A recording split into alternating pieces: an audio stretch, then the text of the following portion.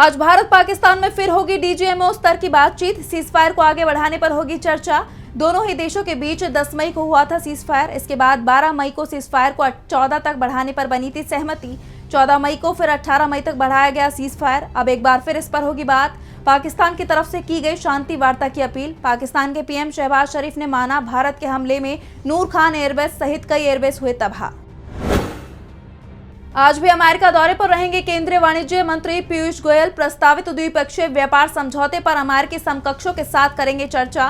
Tariff को लेकर छिड़े बवाल के बीच उनका ये दौरा काफी अहम। अमेरिकी राष्ट्रपति डोनाल्ड ट्रंप का दावा, भारत 100% टैरिफ कटौती को तैयार। ट्रंप ने पहले भारत पर अमेरिकी सामान पर लगता है सबसे ज्यादा टैरिफ लगाने के लगाए थे आरोप। अमेरिका की तरफ से पहले भारत पर 26% टैरिफ का किया गया था ऐलान। बाद में इसे 90 दिनों के लिए 10% कर दिया गया। दोनों देशों के प्रतिनिधियों के बीच 4 दिवसीय इस वार्ता का उद्देश्य मौजूदा 90 दिवसीय टैरिफ विराम का लाभ उठाना है।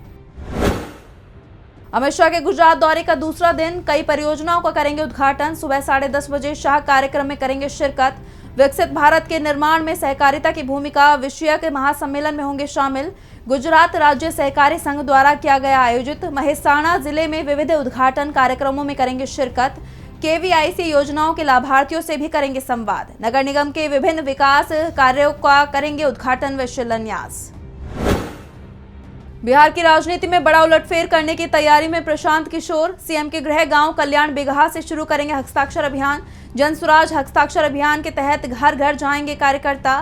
3 बड़े मुद्दों पर जनता से लेंगे राय। लालू, नीतीश और पीएम मोदी द्वारा किए गए विश्वासघात और भ्रष्ट शासन के विरुद्ध किया जा रहा है जन आंदोलन।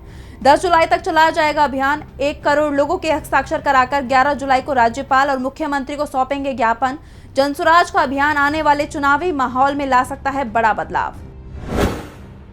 आज इसरो की 101वीं लॉन्चिंग। दुश्मनों पर इसरो रखेगा सैटेलाइट से नजर। सतीश धवन अंतरिक्ष केंद्र श्रीहरिकोटा से इस मिशन को लॉन्च करने के लिए सुबह 6 बजे का तय किया गया समय।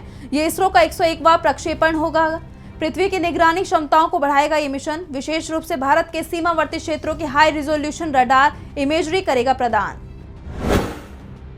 आज वेटिकन सिटी में आयोजित किया जाएगा पोप लियो 14 के लिए अधिष्ठापन समारोह। एक सामूहिक प्रार्थना सभा में औपचारिक रूप से पोप लियो 14 को पॉप के रूप में किया जाएगा स्थापित। वेटिकन पहुंचेगा दुनिया भर के देशों से प्रतिनिधिमंडल। भारतीय प्रतिनिधिमंडल भी करेगा शिरकत। राज्यसभा के उपसभापति हरिवंश और नागालैंड के उप मुख्यमंत्री यथुंगो पैटन जाएंगे वेटिकन। आज पुर्तगाल में होगा मध्यावधि चुनाव। 3 साल में तीसरी बार लोग नई सरकार चुनने के लिए करेंगे मतदान। बार-बार चुनाव और अस्थिर सरकारों से लोग नाराज। देश की जनता आर्थिक परेशानियां, स्वास्थ्य सेवाओं की बदहाली, महंगाई, कम तनख्वाह और आवास संकट से परेशान। पुर्तगाल के प्रधानमंत्री लुइस ने खुद ही संसद में विश्वास मत प्रस्ताव पेश किया, लेकिन उन्हें हार का करना पड़ा सामना। राष्ट्रपति मार्सेलो रेबेलो ने संसद भंग कर दी और नए चुनाव का किया ऐलान।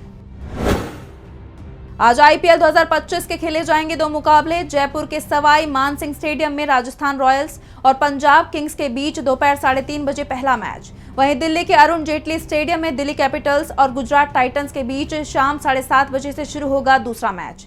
लीग स्टेज के अहम माने जा रहे हैं ये मुकाबले, क्योंकि सभी टीमें प्लेऑफ में जगह बनाने के लिए कर रही हैं संघर्ष। दोनों मुकाबलों में चारों टीमों के बीच कड़ी टक्कर की उम्मीद। मौसम और पिच की स्थिति मैच के परिणाम पर डाल सकती है असर।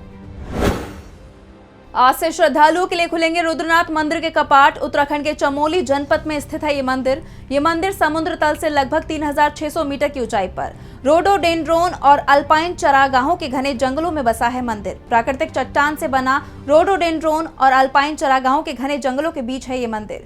पंच केदारों में चतुर्थ केदार के रूप में प्रसिद्ध यहाँ भगवान शिव के मुख की पूजा की जाती है। मान्यता है कि महाभारत के बाद पांडवों ने यहाँ दर्शन कर कौरवों की जान लेने के पाप से मुक्ति पाई थी। मंदिर तक पहुंचने के लिए गोपेश्वर से सगर गांव तक वाहन और फिर 19 किलोमीटर की करनी पड़ती है कठिन पैदल यात्रा के ऑनलाइन पंजीकरण अनिवार्य है और हर दिन सिर्फ 140 श्रद्धालुओं को दर्शन का मिलेगा इजाजत।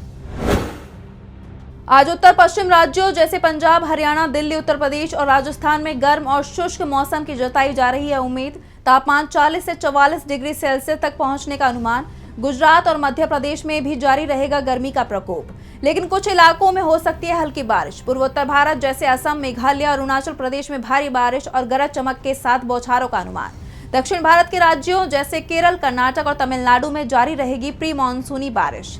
बिहार और झारखंड में गर्मी के साथ कुछ स्थानों पर हल्की बारिश का अनुमान। जम्मू और कश्मीर और हिमाचल प्रदेश में पश्चिमी विक्षोभ के कारण हल्की बारिश और बर्फबारी मुमकिन।